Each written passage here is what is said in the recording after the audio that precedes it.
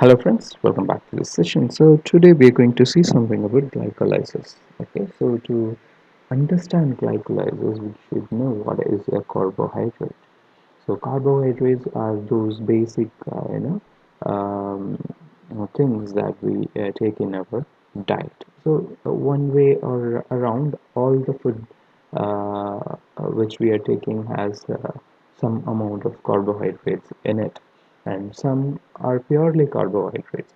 So to understand about carbohydrates, we have to see how it can be classified. So we can classify this carbohydrates into monosaccharides, disaccharides, oligosaccharides, and polysaccharides. It is sugars. Yeah. So monosaccharides, it is just that one unit of the sugar molecules. So the basic one which we know is glucose, right? Glucose. And yeah, other than glucose, we also have fructose, galactose, things like that. So if there is two sugar units, then it will be called as a disaccharide, and so that is what we are seeing here.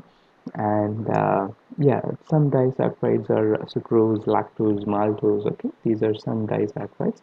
And to understand it much better, sucrose is that table sugar which we use.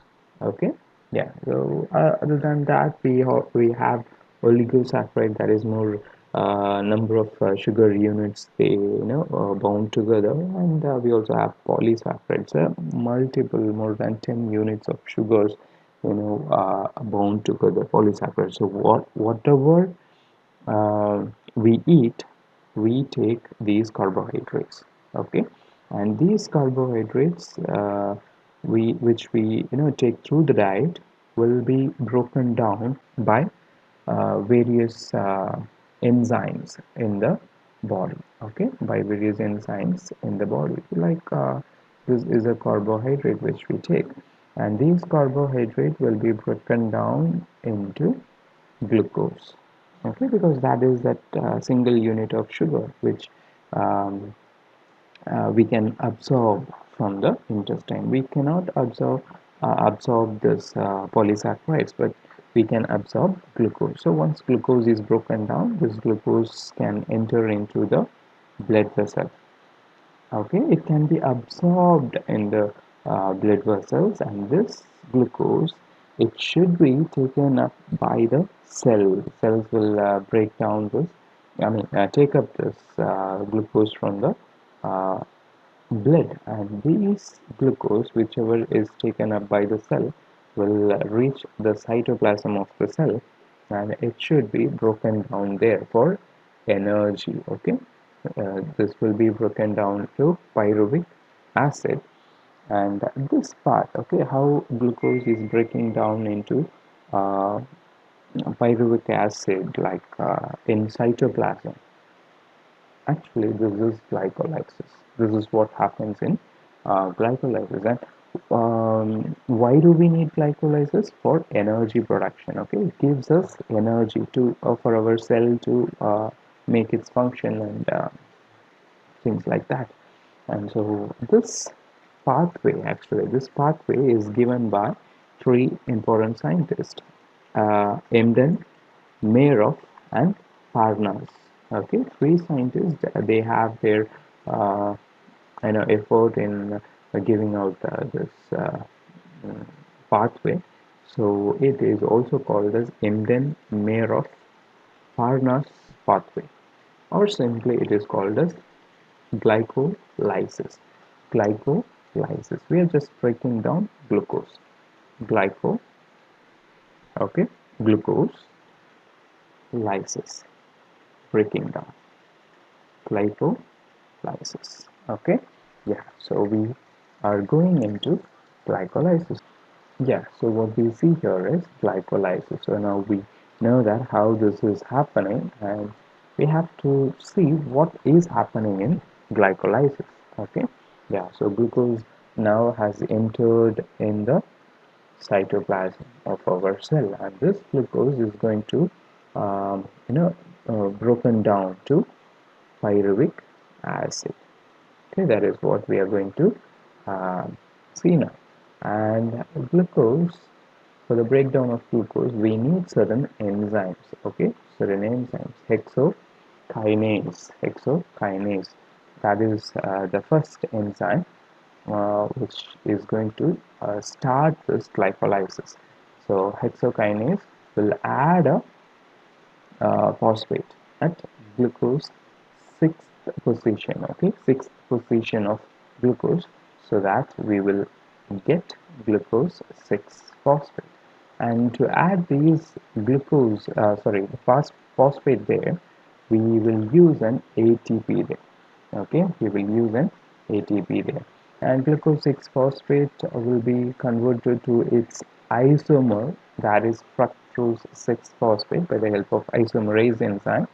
And that fructose 6 phosphate, again it will add a phosphate there in first position of the fructose molecule, okay, and these is done by phosphofructokinase enzyme, okay, and phosphofructokinase will add a phosphate molecule to fructose 6 phosphate at the first position, so it becomes fructose 1 6 bisphosphate. Already there is one phosphate at 6th position, right? So we will get fructose 1 6 bisphosphate, and fructose 1 6 bisphosphate will be broken down to two molecules, three carbon molecules. Okay, the first thing is glucose is a 6 carbon compound, right? So we are breaking that 6 carbon compound to 3 carbon compounds, okay, that is glyceraldehyde and dihydroxyacetone phosphate. We have glyceraldehyde 3 phosphate and dihydroxyacetone phosphate, and this is done by this enzyme here called as aldolase. Okay, aldolase breaks down fructose 1 6 bisphosphate to glyceraldehyde 3 phosphate and dihydroxyacetone phosphate, and again glyceraldehyde 3 phosphate and dihydroxyacetone phosphate, both of them are isomers. Okay, both of them are isomerase. So again, isomerase enzyme can interconvert glyceraldehyde 3 phosphate and dihydroxyacetone phosphate. Okay, what we have got here is glyceraldehyde 3 phosphate. Glyceraldehyde 3 phosphate will be further converted to 1,3 bisphosphoglycerate. Okay, there again it is one phosphate added here at the first position, and that phosphate is actually added by glyceraldehyde 3-phosphate dehydrogenase enzyme. Okay, and we got an phosphate, and also we got an NADH. Okay, we got a NADH here. So this is our first NADH molecule which we are obtaining. Okay, and this 1,3 bisphosphoglycerate will be further converted to 3-phosphoglycerate. Okay, 3-phosphoglycerate, that is we are removing one phosphate from this molecule. So for the removal of this phosphate we need a kinase enzyme, and that is phosphoglycerate kinase, so that we can remove that phosphate group, and this phosphate can now be added to an ATP. So we got one ATP. Okay, we got one ATP. And the next one is this glycerol 3 phosphoglycerate is converted to 2-phosphoglycerate. Okay, with the help of this mutase. Again, it is kind of an isomerase reaction. The phosphate from the third position has now been added at the second position, and that 2-phosphoglycerate will be now converted to phosphoenol pyruvate. Okay, phosphoenol pyruvate, and this is done by the help of enolase. Okay, by the help of this enzyme called as enolase, and phosphoenol pyruvate is will be converted to pyruvate by the help of pyruvate kinase. Okay, pyruvate kinase again will remove that phosphate which we have added earlier, and that phosphate, okay, that phosphate will be given up to the formation of an ATP there. So this is what glycolysis is, and we have to know what is the energy um, we got so far. Okay, so we have used two ATPs, right? We have used two ATPs, and in both the places, we had uh, kinases.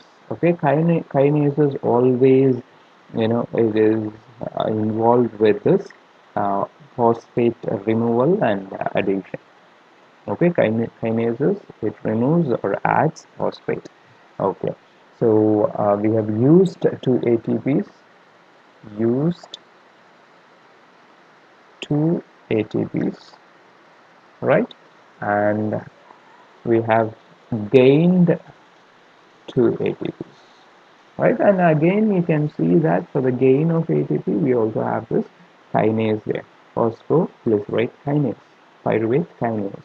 So gain is 2 ATP, but now you should know that these 2 ATPs are from one molecule of this glyceraldehyde 3-phosphate. So now we know that glucose is a 6 carbon compound, and that 6 carbon compound is now broken down to 3 carbon compounds, and this 3 carbon compound, now we have two of them, right? So from one 3 carbon compound we got 2 ATPs, so from two of them we'll get 4 ATPs. Okay, gain is going to be 4 ATPs, right? 4 ATPs. And what we are left with, we also got one molecule of NADH, right? We got one molecule of NADH, and this one molecule of NADH is going to give us NADH is going to give us 2.5 ATPs, okay, from electron transport chain. So we'll learn this electron transport chain in the coming classes about how this electron transport chain will produce ATP. So from one molecule of NADH, we'll get 2.5 molecules of ATPs. Okay, so here we got one NADH from one glyceraldehyde 3-phosphate or one 3-carbon compound. So we get two NADHs from one glucose molecule, right? So we'll get 5 ATP from NADH of the electron transport chain. So in total we have got 9 ATPs, right? In total we have got 9 ATPs from glycolysis. Okay, but we need 2 ATP for glycolysis to happen, and so if you uh, subtract those 2 ATPs, we'll get 7 ATPs in the net production of ATPs from glycolysis. Okay, so we have three important points in glycolysis, that is that rate limiting steps. Okay, rate limiting steps, and it is very simple that you can understand it from here. This step here, it is irreversible, right? This step here is irreversible, that it cannot go back. This step cannot go back. So hexokinase, okay, is that enzyme which is irreversible. So this pathway can go from glucose to glucose 6-phosphate, but it cannot come back. But all other steps, right, like glucose 6-phosphate to fructose 6-phosphate, it can go in both the directions, right? So this is number one. And the next enzyme here is phosphofructokinase. This is number two, where it can't be reversed. Okay, so number 2 is phosphofructokinase, and number 3 here is pyruvate kinase. So three important enzymes which are irreversible in glycolysis, and so this is very important: hexokinase, phosphofructokinase, and pyruvate kinase. Three enzymes which are irreversible. We also have substrate level phosphorylation at 2 points, right? Phosphoglycerate kinase, phosphoglycerate kinase, and that is what we are seeing here, phosphoglycerate kinase. That means which we are getting ATPs, right? Yeah, and pyruvate pyruvate kinase is the place where we get an ATP. So substrate level phosphorylations, okay, substrate level phosphorylation is seen at two places. Substrate level phosphorylation is seen at two places. Pyruvate, phosphoglycerate kinase and pyruvate kinase, two steps. Okay, so what we have to know here is two substrate level phosphorylations are there, and three important irreversible steps are there in glycolysis. Okay, so this is all about glycolysis. Hope you got this point, this pathway, and all the rest for your preparations. We'll see again in a new video.